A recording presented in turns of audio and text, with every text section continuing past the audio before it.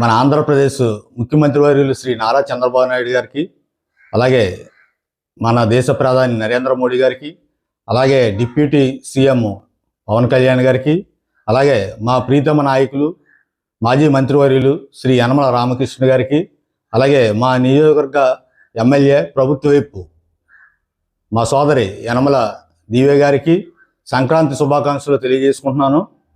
అలాగే తుని నియోజకవర్గ రైతు సోదరులకు అలాగే ప్రజలకు సంక్రాంతి శుభాకాంక్షలు తెలియజేసుకుంటున్నాను.